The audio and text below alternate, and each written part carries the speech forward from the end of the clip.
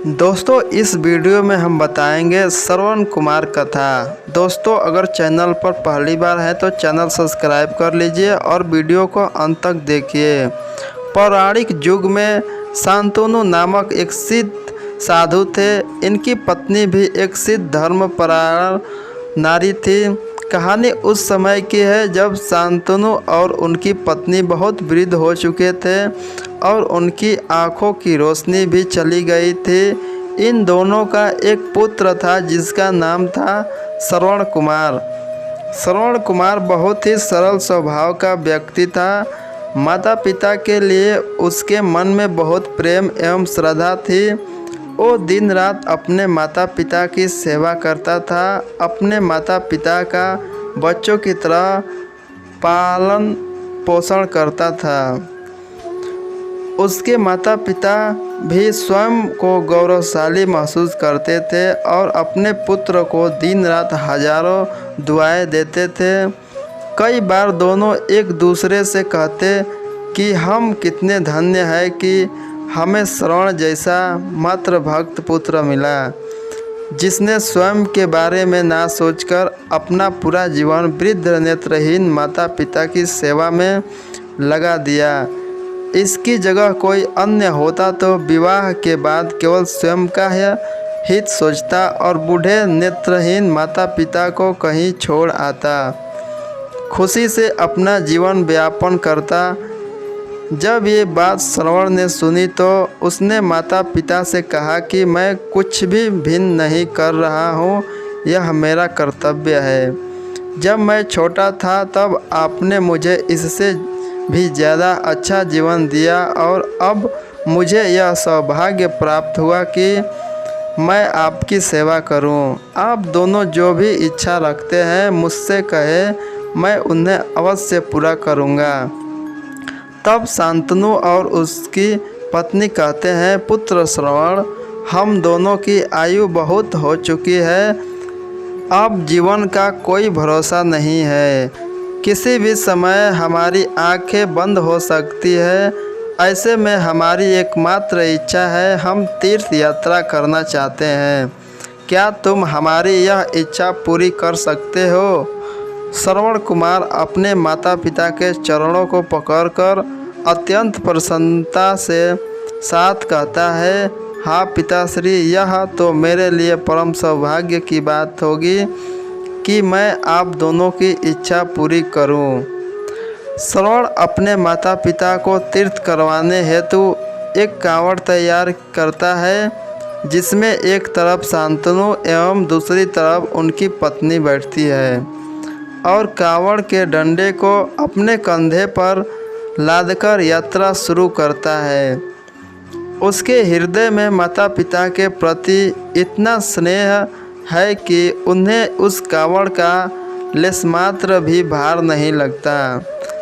अपने पुत्र के इस कार्य से माता पिता का मन प्रसन्नता से भर उठता है और वे पूरे रास्ते अपने पुत्र श्रवण को दुआएं देते चलते हैं। तीर्थ करते समय जब वे तीनों अयोध्या नगरी पहुंचते हैं तब माता पिता श्रवण से कहते हैं कि उन्हें प्यास लगी है।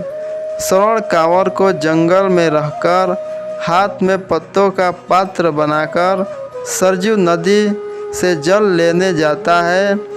उसी समय उस वन में अयोध्या के राजा दशरथ आखेट पर निकले थे और उस घने वन में वह हिरण को शिकार बनाने के लिए उसके पीछा कर रहे थे।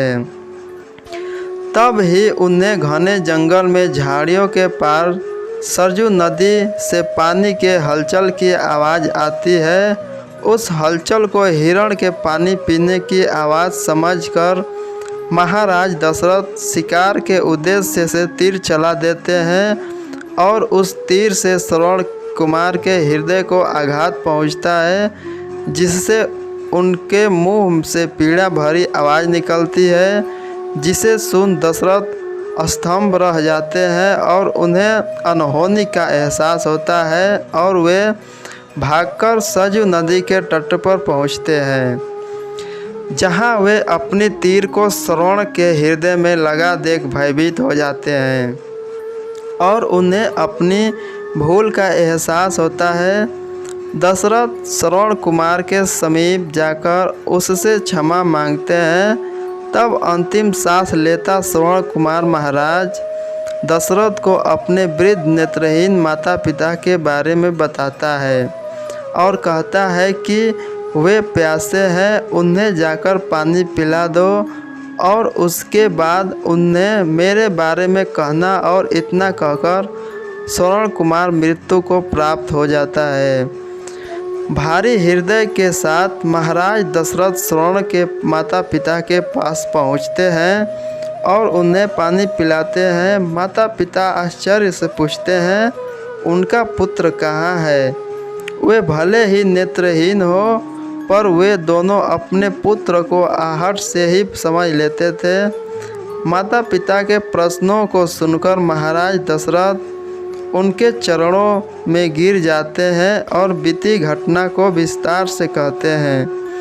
पुत्र की मृत्यु की खबर सुनकर माता पिता रोने लगते हैं और दशरथ से उन्हें अपने पुत्र के पास ले जाने को कहते हैं।